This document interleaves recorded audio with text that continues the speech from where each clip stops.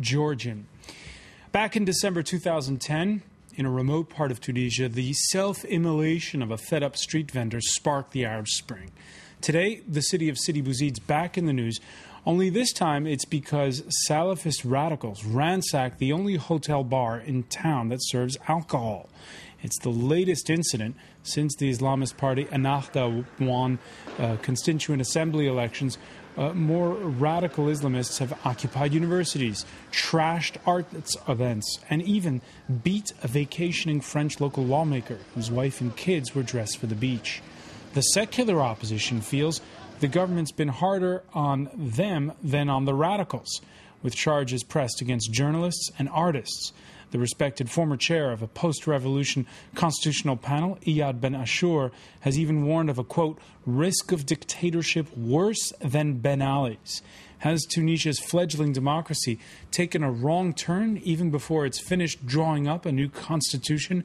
And what attitude should the West take in countries like Tunisia? Today, in the France 24 debate, we're asking if democracy is in danger in Tunisia. And joining us by Skype from Tunis, she's the author of A Tunisian Girl, a blog read the world over, teacher and activist Lina BEN MHENNI. Welcome back to the debate. Also with us, Adnane Ben YOUCEF of the opposition Aljoumhouri party. Thank you for being with us. Legal scholar Sylvie JACQUOT-BARRAULT of the Université of Paris-Sud, of Paris South, I guess you would say. You study civil liberties in Tunisia. Thank you for being with us. And from Cairo, Financial Times correspondent Borzou DARAGAHI. Welcome back, sir. And thanks to everyone for weighing in on the conversation on the France 24 debate Facebook page and on Twitter, where you can find us at François F24. Earlier, the France 24 observers were able to reach the owner of that ransacked hotel in Sidi Bouzid, Jamil Khorshani, who's received death threats, told us he can no longer count on the police and is seriously thinking of hiring private security there. Adnane Ben YOUCEF, being a Tunisian abroad, when you hear that going on inside what is such an important symbol for the not just Tunisia but the whole Arab world, what's your reaction? I'm angry. I'm afraid also a little bit because the risk of clear conflict, but also I think that is natural in that case that this happen and such riots, such demonstrations, such not known groups like Salafists who acts. It's not natural. It's not good. But I think that this is a little bit frightening, but it's normal. All right, a little bit frightening, a little bit part of the growing pains, I suppose, of a new democracy. Missing from this panel, and we tried to reach them, they didn't have an English speaker for us, is, of course, the Ennahda party. Lina BEN MHENNI, the incident of Monday evening in Sidi Bouzid, how frequent have you seen these kinds of things recently?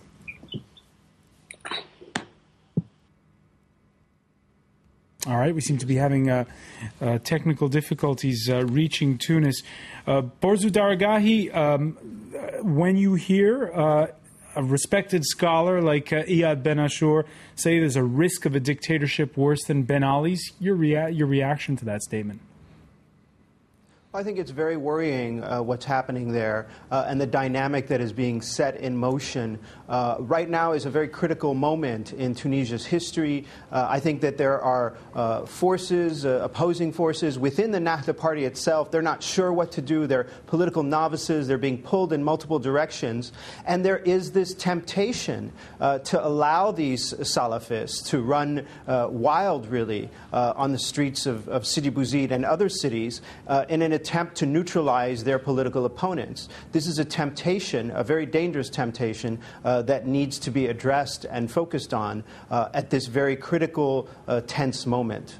You say conflicting forces within Ennahda, but even though Ennahda is in the majority, those that are radical are in the minority in Tunisia. Why are they getting away with it?